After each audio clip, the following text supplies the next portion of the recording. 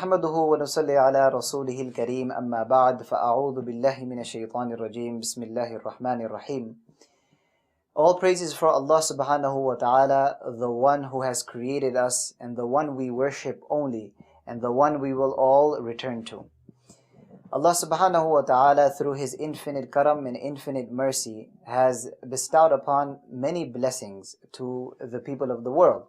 And out of these many blessings, one of those blessings is the Quran in itself. May Allah subhanahu wa ta'ala give us the ability to act upon the Quran more and more, inshaAllah. Assalamu alaikum wa rahmatullahi wa barakatuh. Dear respected brothers, elders, sisters in Islam, this is your host Shahidul Haq, again with another episode of the sciences of the Quran. In our previous episode, we discussed about the types of wahi and the kinds of wahi which came upon the Prophet ﷺ. And I did, however, receive the very feedback, or I must say, the very good feedback and the very good emails and the very good responses I received. I really appreciate it, and I really want to thank you from my heart for this. And this is also an encouragement for me to do more and more in the future, inshaAllah, in regards to the sciences of the Quran. So just a real quick recap of what we did in our previous episode.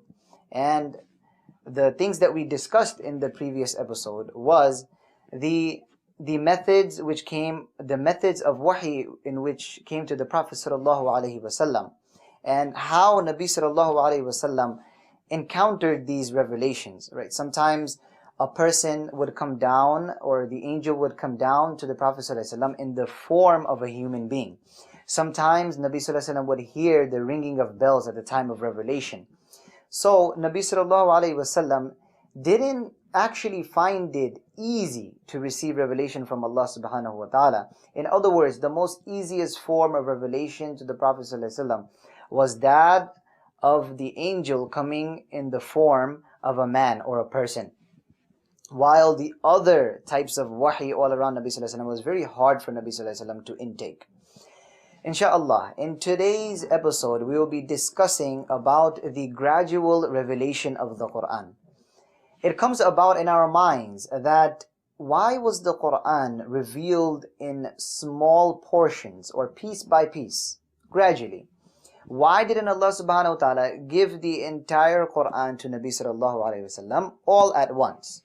Of course, to give the fact that when you look at the previous kitabs, right, the previous divine revelations from Allah subhanahu wa ta'ala, such as the Torah or the Injil or the Zabur, when you look at these books here, these books were all revealed at the same time. Not actually same time in its whole entire form. So the Zabur was revealed to the Prophet at the same time, all at once. It never came down in pieces. So the Torah was also revealed to Prophet Musa ﷺ all at once. It never came down in pieces. But however, the Quran, what is the wisdom? What is the wisdom behind the Quran being revealed in portions or piece by piece? Ibn Kathir rahimahullah mentions in his book Tafsir Ibn Kathir, as we all know, a very famous kitab, a very famous book. He mentions that Jibreel alayhi salatu wasalam, he would come down to the Prophet sallallahu alayhi wasallam with the verses of the Quran. And sometimes he would bring 1 or 2 ayah of the Quran. Or sometimes he would bring 5 verses of the Quran, or even 10. So much so, he would sometimes also bring an entire chapter or an entire surah to the Prophet sallallahu alayhi wasallam. And from there, Nabi sallallahu alayhi wasallam, he would intake the revelation or the wahi.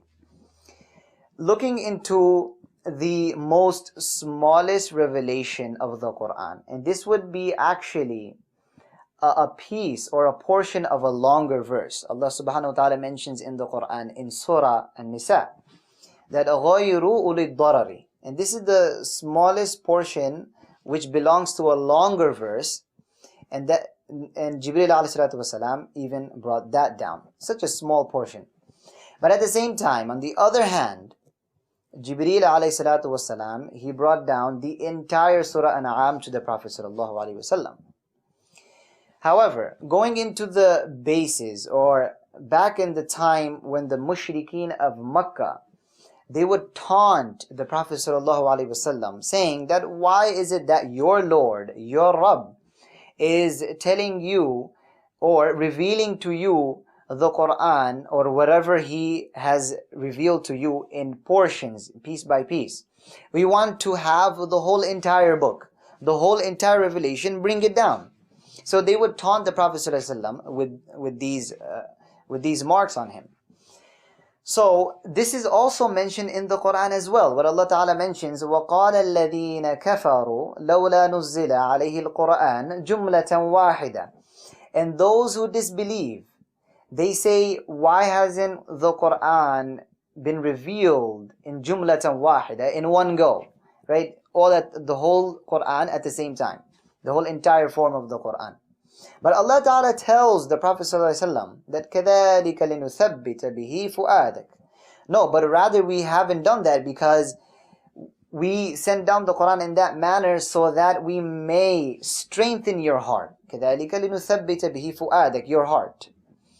And وَرَتَّلْنَاهُ تَرْتِيلًا, and we recite the Quran in a very excellent way or an excellent form.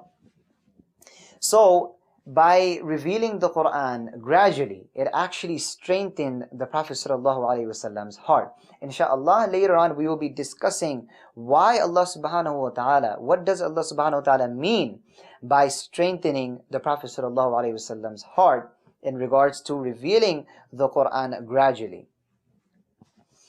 I want to bring a very long quote by Imam Razi rahimahullah, in which he mentions in his Tafsir Kitab, Tafsir Kabir, a very famous Tafsir Kitab, and he explains the hikmah or the wisdom behind the Quran being revealed gradually or piece by piece or portion by portion. And I would start off with the first one, inshallah. The first reason why the Quran was revealed gradually, Imam Razi mentions in his book that Nabi sallallahu alayhi wasallam, he was illiterate. In other words, Nabi sallallahu alayhi wasallam, he couldn't read or write. So if the Quran was revealed to Nabi sallallahu alayhi wasallam in its entire form, then it will be really, really hard for Nabi sallallahu alayhi wasallam to intake the entire Quran, because he couldn't read or write. And we know this from the other verses of the Quran, where Allah Ta'ala tells the Prophet ﷺ that لا تحرك به لسانك لتعجل به, that Nabi sallallahu alayhi wasallam, he would rush all the time in memorizing the Quran. Because even for instance, for example, that if I had something to read off and I knew how to read, if I knew how to write, then it will be easier for me to memorize something, because I know how to read it, I know how to write it, and I'm seeing it as well. So the image, right, it gets reflected right off my eyes and it comes into my brain, and it will be easier for me to memorize it. But in regards to Nabi sallallahu alaihi wasallam, he didn't know how to read or write. So if the Quran was revealed to him in its entire form, then it will be really, really hard for him to intake the entire Quran. And also, he would memorize the Quran. When Jibreel alayhi salatu wassalam, he would bring down verses to him, Nabi sallallahu alayhi wasallam, he would memorize it. And from that ayah that I have recited, لا تحرك به لسانك لتعجل به, it is indication showing to Nabi sallallahu alayhi wasallam that, O Nabi of Allah, O Nabi of Allah, you take it easy. Don't rush in memorizing. So he really did that is because he didn't know how to read or write. So he used to rush in memorizing it. So Imam Razi rahimahullah onwards, he mentions that Nabi sallallahu alayhi wasallam, due to being illiterate, this is the reason why the Quran didn't come in its entire form to Nabi sallallahu alayhi wasallam. In other words, to make it easier for Nabi sallallahu alayhi wasallam to intake the revelation. Imam Razi rahimahullah's second view will be explained after this very short break, inshallah. So don't go anywhere, stay tuned.